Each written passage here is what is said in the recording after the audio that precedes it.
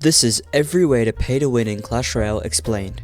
Permanent offers. These offers are always available in the shop no matter the situation in the game, so in a way, they are the most reliable way to pay to win in Clash Royale, but in terms of value they aren't amazing. There are three main ones. The first one is buying gems with money. Pretty obviously, these are offers where you spend money to buy different amounts of gems. Then we move on to spending gems you just bought on two different things. You could spend it on cards to get absolutely scammed, or you could spend it on gold to get double scammed. Yeah, the rest of the shop's permanent offers aren't great. You barely get any gold from the gems to gold offer, and you also barely get enough cards to even make a dent in upgrading cards in the gems to card offer.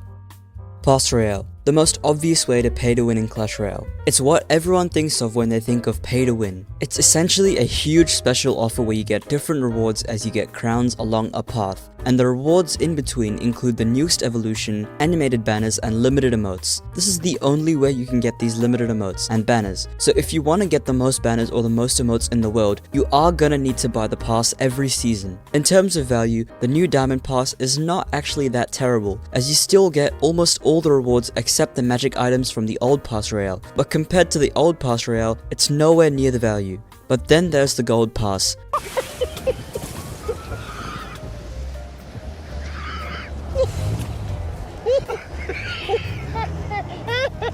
While it is still a pay-to-win method in Clash Royale, it's so atrocious that you may as well spend the money on special offers in the shop. Which, speaking of which, special offers. Sometimes Supercell decides to make special offers, which are these special bundles of different items that are entirely random and different for every player, and the price is decided based on the player's previous spending habits and what they are likely to buy from the shop. These offers are meant to be given a price and a value based on what Clash Royale thinks is the value and what is the actual value. However, these value signs are usually just random numbers, since Clash Royale couldn't make accurate predictions about prices, since I know a lot of players would just get mad at them for putting incorrect values despite them putting the effort in, so it just makes sense for them to put random numbers for value. Sometimes these offers are absolutely insane value, and other times the offers are horrible value. The thing about special offers is that you are never gonna know whether or not you are gonna get a good offer or not. It just kinda depends on what happens in the shop that day. For this reason, special offers are more player dependent.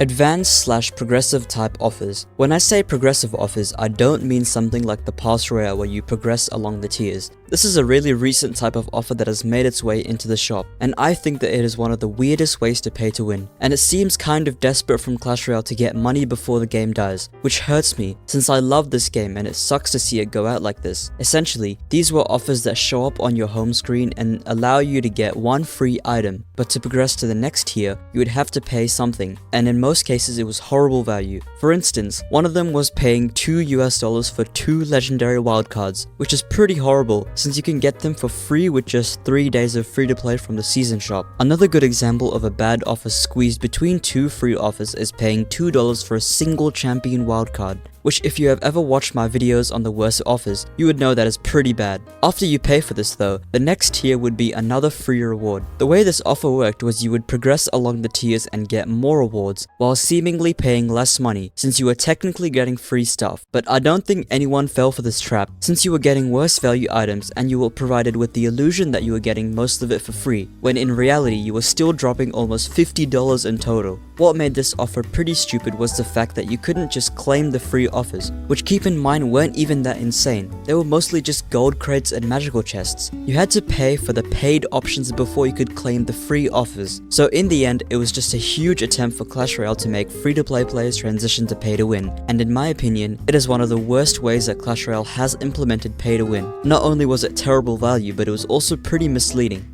Evolutions. Evolutions are special versions of an already existing card that has a unique ability but still functions similarly to their normal version. So it's no surprise that given Clash Royale's past for releasing broken cards that they would release broken evolutions. And Clash Royale also made expensive shop offers for these broken evolutions. The first example of a long history of expensive evolution offers would be when they made this offer, and it was the only way to get all the Evos at the time. And this was when Evos were insanely broken, since Clash Royale was just testing evolutions and how they fit into the meta. But as they began to balance these evolutions, they started to make specific offers for evolutions, which would continue all the way up to today. Like special offers, the prices and number of Evo shards you would get were completely random. Some days you may be able to get a full 6 shards, and other days you would have to get 2 bundles of 3, and even in some cases where Clash Royale was feeling extra sour, you were given the chance to buy a shard 6 times in a row and spend money on each shard rather than the bundle. Since you are able to pay money and have an advantage in games over others, since some EVOs are genuinely broken, this is easily one of the best ways to pay to win in Clash Royale. Elite wildcards. This one's pretty obvious. You're able to spend almost $8 to get a card instantly to level 15. Level 15 in Clash Royale is a tough grind, since it takes 50,000 elite wildcards to get one card to level 15. And getting 50,000 elite wildcards is no easy task. Just to give you an idea, the most valuable card in the game, a champion, only gets you 4,000 elite wildcards. So as a free-to-play player myself, it takes me several months to get a level 15 card. And keep in mind here, I only got my first level 15 card almost a year after the update. But instead of doing all that, you could simply just spend over $800 and get your entire card collection to level 15, which genuinely provides an advantage in most matchups, since levels do matter in this game. It's different from the other levels, since in the past with the Clash Royale, it was easy to get cards to level 13 and 14, but since you can't use the book of cards instantly to upgrade a card to level 15 like you can with the other levels, it makes level 15 a pay to win part of the game. Even though it is attainable through normal means, it is so unrealistic that players may as well just pay to win, making it one of the largest pay to win aspects of the game.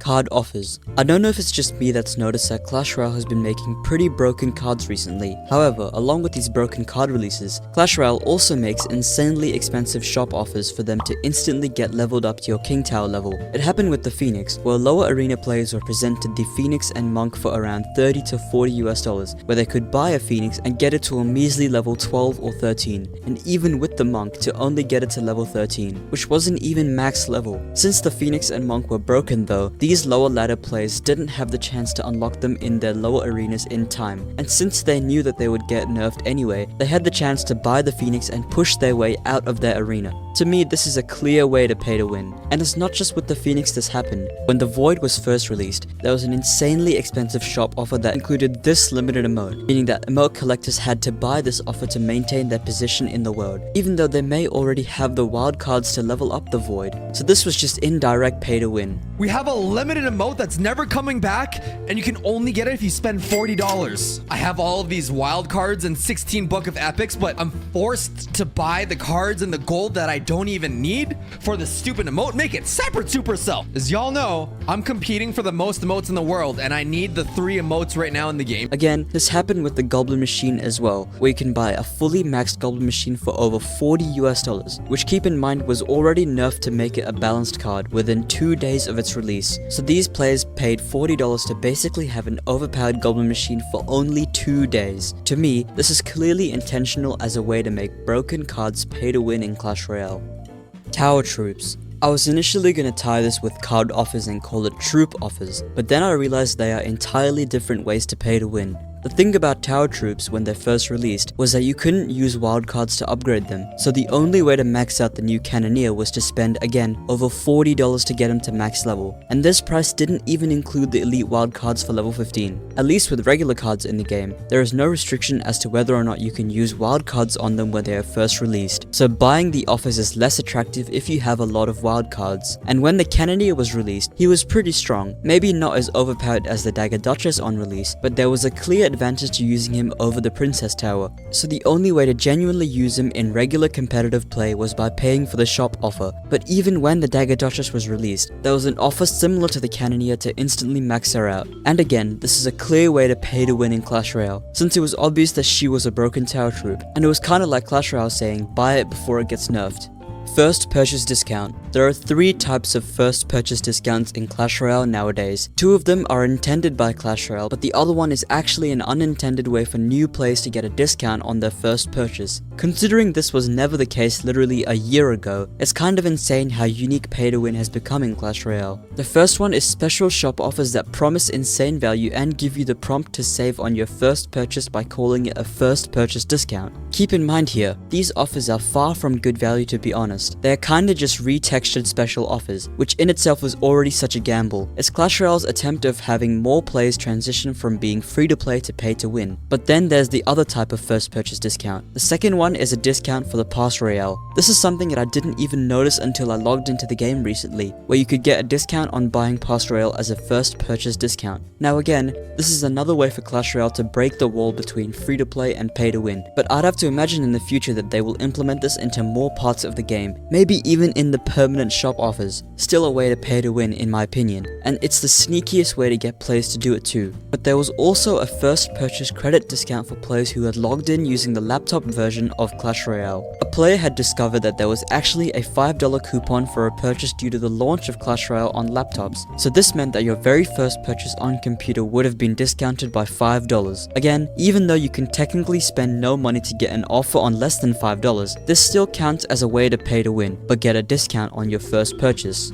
The Hogy Bank. The Hogy Bank is a bank of gold that fills up as you collect gold, but instead of it being a 1-to-1 ratio between gold collected from playing the game and gold given at the end of the season, it fills up with a multiplier. Now this does sound pretty great until you realize how horrible value the Hogy Bank is in terms of money you have to spend. It usually costs around $5 and you can get either around 500,000 gold to 1,000,000 gold. Like special offers, what you get from a Hogy Bank ranges from player to player. Even though the value is similar to permanent shop offers, it is different to permanent shop offers for gold, since in this case it is real money instead of gems. So the people that do buy the Hogy Bank immediately transition from free to play to pay to win if it was their first purchase. Okay, while editing this, I realized that there was also a gem Hogy Bank that I didn't mention, so I'll explain it now. Essentially, like with gold, there used to be a gem Hogy Bank that would fill up in a similar way as you collected resources throughout the season. These gem Hogy Banks would fill up to 1,500 gems and would cost around $5, so it was one of the only decent Hogy Bank offers. However, this offer rarely appeared to players. A Hogy Bank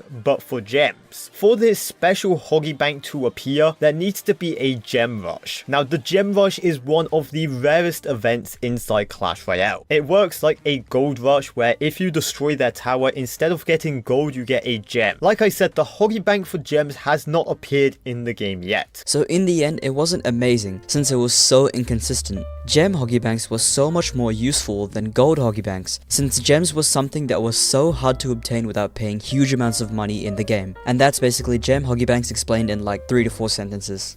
Emotes. I know. Emotes are technically not a way to pay to win in Clash Royale in the sense of winning games, but when I say pay to win, I'm also talking about winning as in maintaining a high position for emote collectors. So this means that emotes technically do become a pay to win aspect of the game if you are trying to be the #1 collector in the world of emotes. And the same can be said about banners, so I'll just group them into one big thing. There are some emotes that you can never get unless you don't pay, such as the Hog Thinking, the Goblin Mimi, and the limited emotes from the Pass Royale. Yet another way to pay to win in Clash Royale.